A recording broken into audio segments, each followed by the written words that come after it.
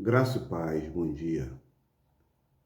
Nesta manhã nós, mais uma vez, nos reunimos para o nosso devocional e hoje nós estamos retornando à nossa série Sermão do Monte. Hoje, Mateus capítulo 6, do versículo 25 ao versículo 34, onde o tema tratado por Jesus é o tema da ansiedade,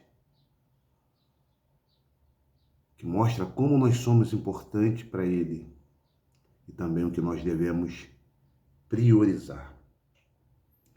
Por isso vos digo, não andeis cuidadosos quanto à vossa vida pelo que haveis de comer ou pelo que haveis de beber, nem quanto ao vosso corpo pelo que haveis de vestir. Não é a vida mais do que o mantimento e o corpo mais do que a vestimenta? Olhai para as aves do céu, que não semeiam nem cegam, nem ajuntam em celeiros, e vosso Pai Celestial as alimenta. Não tem vós muito mais valor do que elas? E qual de vós poderá, com todos os seus cuidados, acrescentar um côvado à sua estatura? E quanto ao vestiário, por que andais solícito? Olhai para os lírios do campo, como eles crescem, não trabalham, nem fiam. E eu vos digo que nem mesmo Salomão, em toda a sua glória, se vestiu como qualquer deles. Pois se Deus assim veste a erva do campo, que hoje existe e amanhã lançada no forno, não vos vestirá muito mais a vós, homens de pequena fé. Não andeis, pois, inquietos, dizendo: que comeremos, ou que beberemos, ou com que nos vestiremos? Porque todas essas coisas os gentios procuram. De certo, o vosso Pai Celestial bem sabe que necessitais de todas essas coisas. Mas buscai primeiro o reino de Deus e a sua justiça, e todas essas coisas vos serão acrescentadas. Não vos inquieteis, pois, pelo dia de amanhã, porque a cada dia cuidará de si mesmo. Basta a cada dia o seu mal. Queridos, a ansiedade é um tema muito profundo, né? Essa quietação do ser humano pelas circunstâncias, pelas coisas, por aquilo que deseja, a ponto de hoje, nos nossos dias, ser uma patologia, né? Do trato psicológico que afeta muitas pessoas. Nos dias de Jesus, a preocupação com o sustento era uma realidade constante. O povo vivia em uma sociedade agrícola, dependia muito do clima, dependia das colheitas e do comércio local. Muitos trabalhavam duro apenas para garantir o alimento de cada dia. Por isso, as palavras de Jesus nesse texto tocam profundamente e diretamente o coração humano, naquela época, e se estende hoje para os nossos dias. Ele fala sobre a confiança em Deus. Como confiar em Deus em meio às incertezas da vida? Assim como naquele tempo, hoje enfrentamos preocupações sobre o futuro, sobre o trabalho, a família, a saúde. E precisamos ouvir novamente a voz do Mestre que nos convida a descansar na sua providência, a confiar na provisão divina, na providência que vem de Deus. A ansiedade, ela continua sendo um perigo grande. Os versos 25 a 27, Jesus aqui, ele vai dizer que não devemos andar cuidadosos.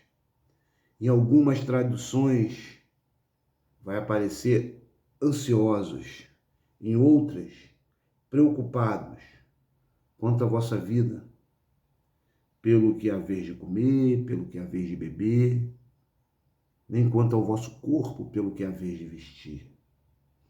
Ele nos convida a olhar as aves do céu. Ele nos convida a observar que Deus, o Pai, cuida delas e que nós somos muito mais importantes para Ele do que as aves do céu. Nós não podemos acrescentar uma medida sequer à nossa estatura. Existem coisas que estão alheias à nossa vontade.